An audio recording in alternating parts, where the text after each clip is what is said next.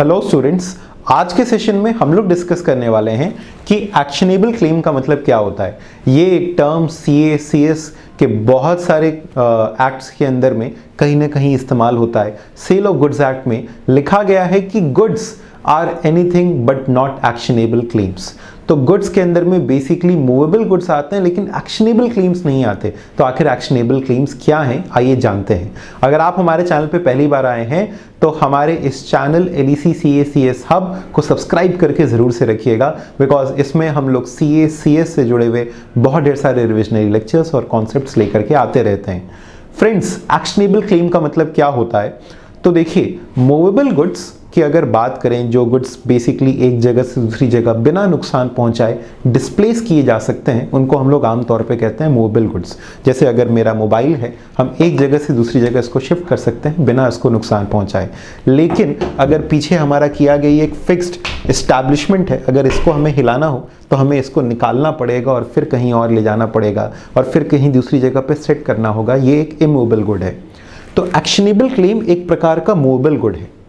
लेकिन क्या कहा गया कि what is the definition of actionable claim? तो एक्शनेबल क्लेम आर क्लेम्स या unsecured debts. They are claims या अनसिक्योर्ड डेब्ट्स, यानी आपको किसी से पैसा लेना है या कोई एक अनसिक्योर्ड डेब्ट है। अनसिक्योर्ड डेब्ट का मतलब आपने किसी को उधार दिया है और वो अनसिक्योर्ड है, उसके बदले आपने कुछ गिरवी नहीं रखा है। तो दे आर क्लेम्स या unsecured debts which can be enforced only by an action या सूट। यानी आपको अगर उसे रिकवर करना है तो आपको एक केस फाइल करना पड़ेगा, एक सूट फाइल करना पड़ेगा in the court of law. यानी कोर्ट में जाइए, केस करिए, उसको केस करके ही आप अपने पैसे को रिकवर कर सकते हो। देखो, एक तो होता है मूवेबल गुड्स। मान लो मैंने आपको अपना मोबाइल दिया और आपने उसके बदले पैसे नहीं दिए, तो हम ये मोबाइल आपसे वापस छीन सकते हैं। लेकिन अगर मान लीजिए X ने Y को 50,000 रुपए दिए और अब इसे 50,000 रुपए Y से रिकवर करने हैं, तो क्या ये Y को उठा करके ले आए तो इसका काम बन जाएगा? नहीं, Y से इसका काम नहीं बनेगा। इसको तो 50,000 रुपए से मतलब है, इसको Y से मतलब नहीं है। तो इस केस में अगर इसे Y से पैसे रिकवर करने हैं तो इसे एक केस फाइल करना पड़ेगा, कोर्ट में जाएगा और ये केस फाइल करेगा और केस फाइल करके ये लीगल तरीके से इससे पैसे रिकवर कर सकता है। तो इसे हम कहेंगे actionable claim.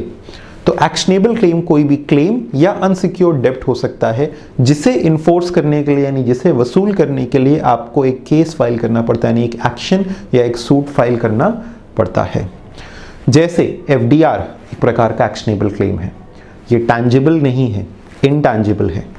Arrears of rent, अगर आपका बकाया है रेंट का, तो वो एक एक्शनेबल क्लेम है, उसके लिए आपको एक केस, एक सूट फाइल करना पड़ सकता है। रिसीवेबल्स या मनी रिसीप्ट्स, ये भी एक्शनेबल क्लेम्स हैं। तो ये पूरा का पूरा कॉन्सेप्ट था एक्शनेबल क्लेम्स का। उम्मीद है आपको ये समझ में आया होगा। जुड़े रहिएगा हमारे चैनल के साथ में। Thank you so much. This was your mentor C. Ankit Tilha.